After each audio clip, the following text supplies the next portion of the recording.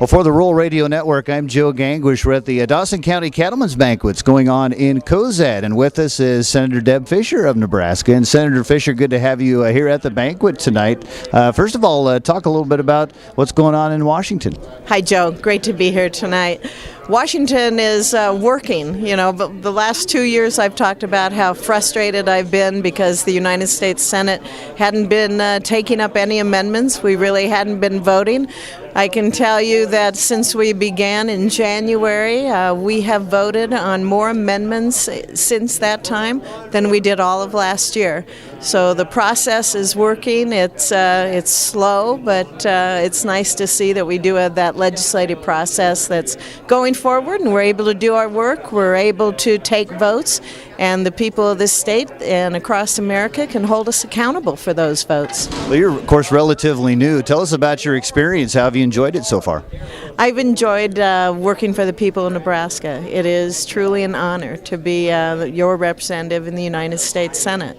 It's great to see Nebraskans when they come to Washington, and there's a lot of Nebraskans that travel to Washington, and I am always happy to be out traveling the state, which I'm doing now and will be doing this week.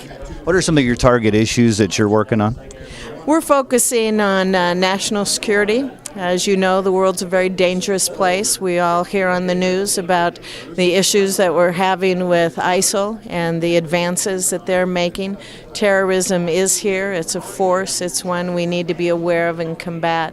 We're also working on dealing with regulations. In fact, I began the day in Omaha, and I met with a number of doctors in the Omaha area, and they were telling me the regulations that they're under with Obamacare and the problems they have with that. Of course, I hear from people in ag all the time about regulations. Water of the U.S., we're really worried about that. We're worried about the emissions standards that are possibly coming out. So those are two of our biggest focuses, is looking at national security and making sure we take on those overly burdensome regulations. That was going to be my next question on some agricultural issues that you're focused in on. What are you hearing about WADAS? Well, I'm hearing nothing but worry about that waters of the United States. I keep telling people this isn't just an ag problem. This is an issue that affects every Nebraskan.